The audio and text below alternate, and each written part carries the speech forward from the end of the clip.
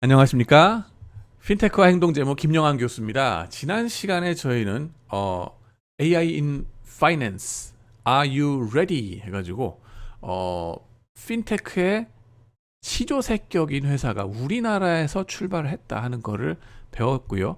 그거하고 텐센트도 또 우리가 곁다리로 같이 배웠습니다. 연관이 있더라는 거죠, 그죠?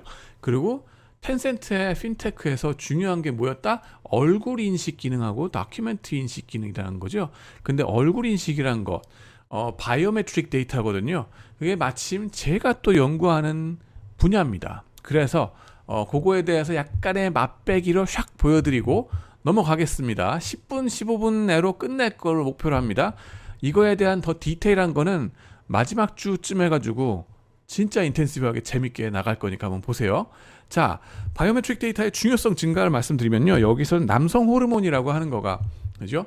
그게 여러분의 리스크 프레퍼런스, 위험 선호도에 영향을 미친다고 하는 겁니다. 근데 여성들은 어떠냐, 여성 호르몬은 어떠냐, 이제 궁금하실 텐데 그거는 마지막 주까지 기다려 주시기 바랍니다. 이 남성 호르몬의 위험 선호도, 그죠? 공격성에 이제 영향을 미치는데요. 그것이 여러 신체 부분에서 나타나는데 대표적인 게 손가락, 그 다음에 얼굴, 그 다음에 음성입니다. 근데 이제 제가 관심 가지는 거는 여기서는 얼굴입니다. 얼굴 인식, 그죠? 핀테크에 디렉트리 써먹을 수가 있는 것들입니다. 그래가지고 제가 또 몇 년 전에 운이 좋아가지고 과분하게도 미국의 시사 공영 전국 단위 방송에 이제 나가서 방송을 한 적도 있었고요. 수업 시간 중에 이거는 한번 틀어드리겠습니다. CEO의 얼굴, 이 얼만큼 폭이 넓은가, 납작한 얼굴인가 하는 겁니다. 납작한 얼굴. CEO가 납작한 얼굴일수록 그것이 그 사람의 공격성이 도드라진 거다라고 하는 거거든요. 상남자라고 보시면 돼요. 상남자. 네.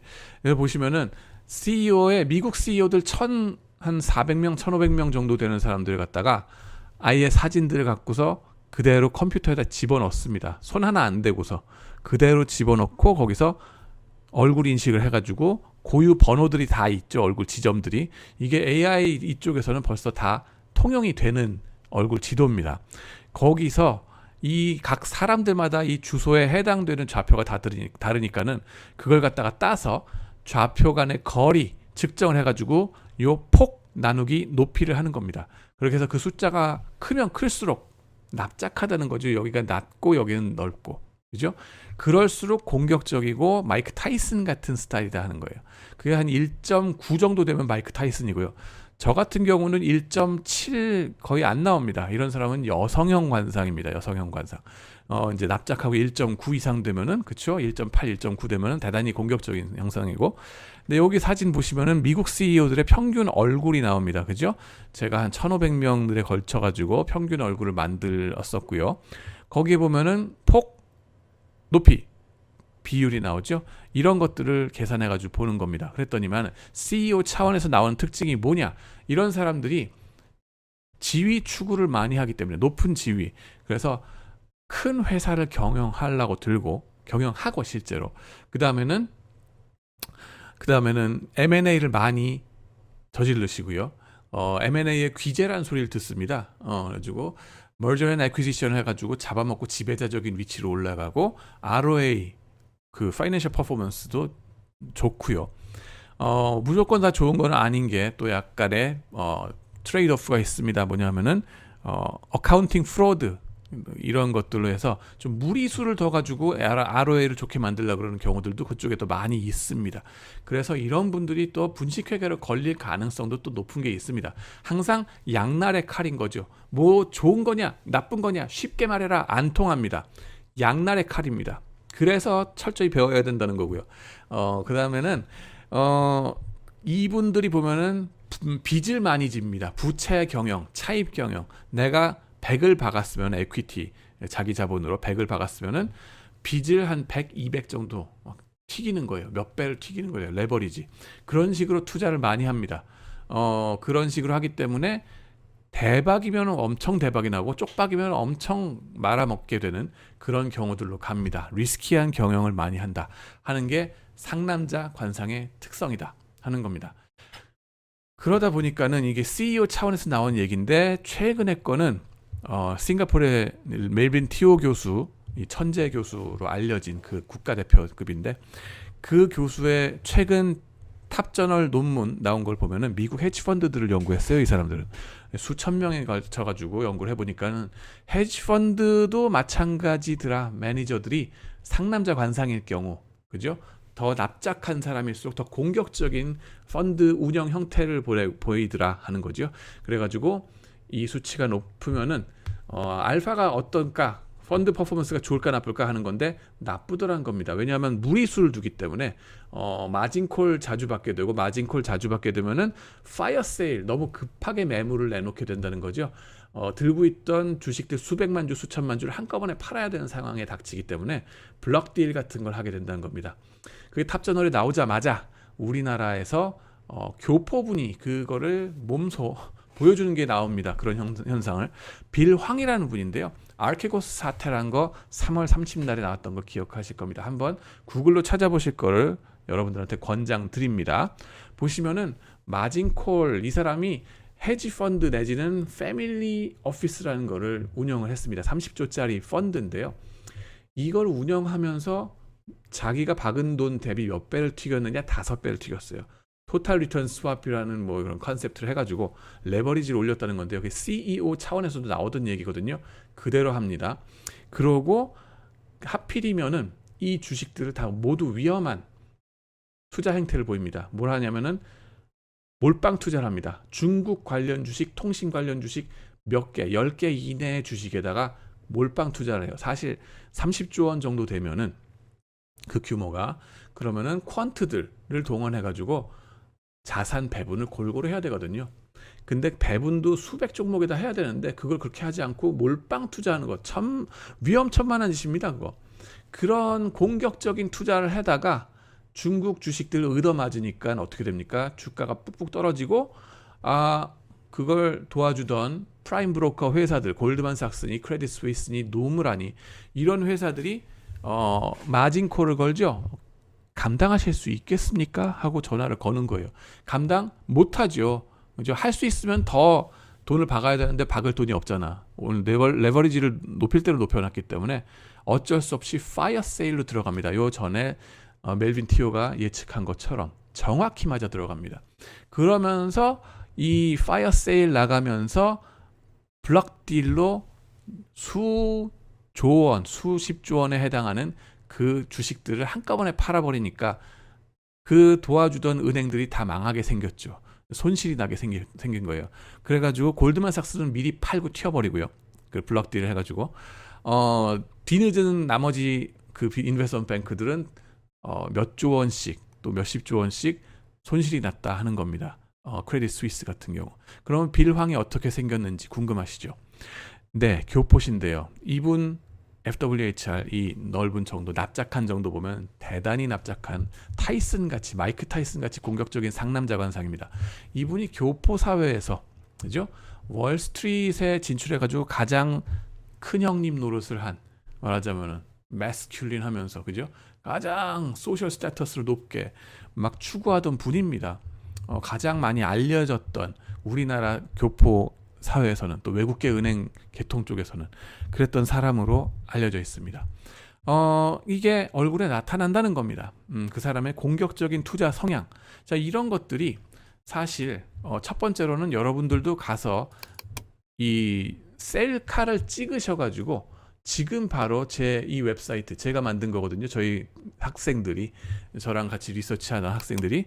그래서 여기다가 가가지고 지금 당장 셀카 찍어서 올리세요. 올려보시면은 여러분이 얼만큼 공격적인 성향의 사람인지를 여기서 알 수 있습니다.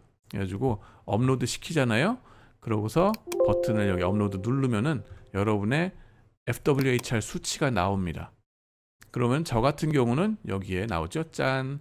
박스를 볼 수도 있고요. 수치가 1.67 정도 나옵니다. 지금까지 사진이 한 5,000장 정도 업로드 됐는데 그 중에 쭈르륵 밑으로 내려와가지고 4,300등이라는 얘기예요. 저는. 그러니까는 많이 여성형 관상이라는 얘기고요. 리스크 테이킹을 별로 안 하고 별로 안 공격적인 사람이다 라는 거를 여기서 알 수 있습니다. 여러분은 얼마나 공격적이고 하이 소셜 스테터스를 추구하시는 분인지 이런 거를 한번 직접 측정해 보실 수 있습니다. 자, 그런 것이 언제 도움이 되느냐 하시면은요. 경영자들의 경영 스타일을 파악하는 데 도움이 됩니다. 여기 대표적으로 나오는 게 김범수 의장하고 카카오죠. 그다음에 네이버의 이혜진 설립자입니다. 두 분이 다 똑같은 나이이고 다 그 삼성에서 같이 시작했던 분들인 거 아시죠? 근데 한 분은 대단히 남성형이고 한 분은 대단히 여성형입니다. 그러면 경영 스타일이 많이 다릅니다.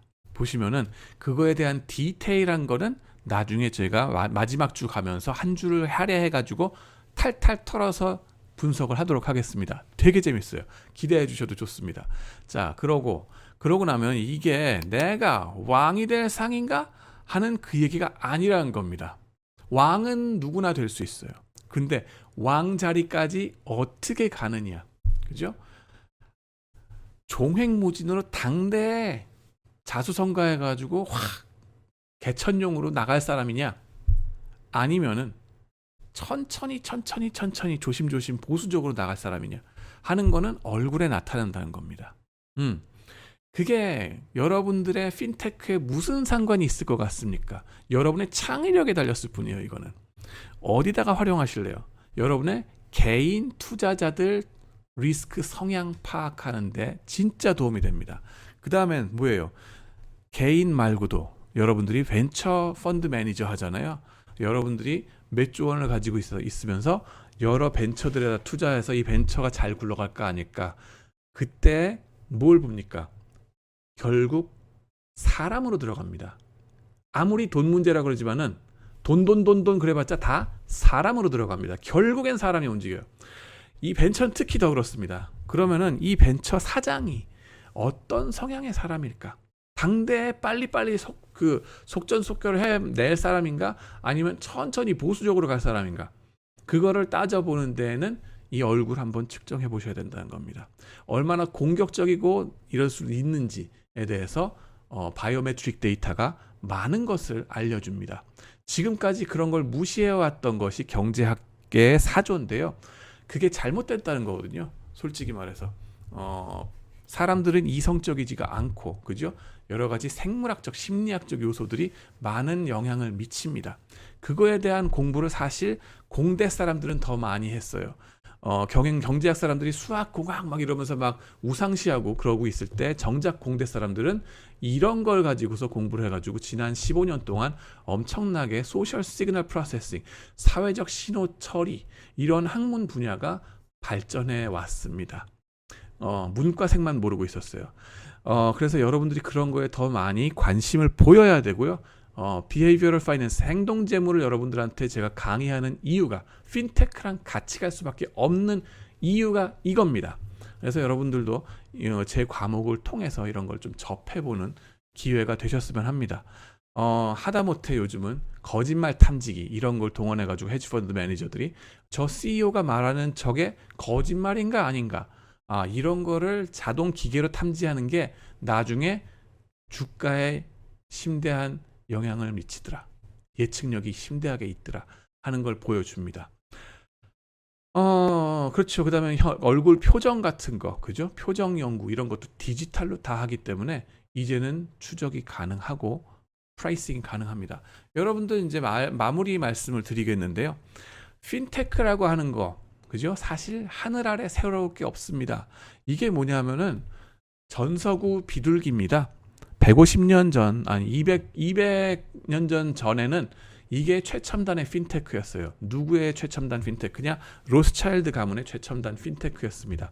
얘네들이요, 프랑크푸르트 독일, 런던, 파리, 비엔나, 나폴리, 유럽의 핵심 도시 5군데에 이 5형제가 쫙 퍼져가지고 서로 간에 이런 최첨단의 통신 기술로, 당시에는 전서구였죠, 비둘기 날리면서, 그리고 또 집배원 서비스, 그죠? 쿠리에 서비스라고 하는 거를 자기 나름대로 따로 돌려가지고 교신을 했다는 겁니다. 그리고 교신을 해도 암호화하는 거죠.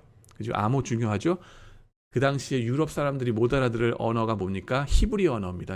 얘네들은 유대인이기 때문에 그 언어로 다 그 바꿔가지고 교신을 빨리빨리 했기 때문에 런던에서 국채값, 영국의 국채값하고 파리에서의 영국 국채값이 다르다. 그러면은 롱숏을 치는 거예요. 공매도 치고 한쪽에서는 롱 포지션 잡고 그렇게 해서 엄청난 돈들을 벌었다 하는 겁니다. 그랬기 때문에 얘네가 19세기에 유럽의 뭐 전 세계의 정치를 주무를 정도의 뱅커 집안이 된 겁니다. 그렇기 때문에 여러분들 핀테크란 거를 항상 최첨단으로 배워놓고 익숙하게 해놓을 필요가 있다 하는 거 말씀드리고요.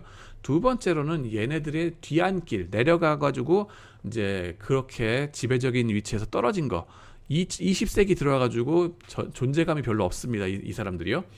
그렇게 된 이유가 뭐냐 하면은 얘네가 망했는데 왜 망했냐면은 이것도 핀테크에 적응을 제대로 못했다 하는 게 큰 이유입니다.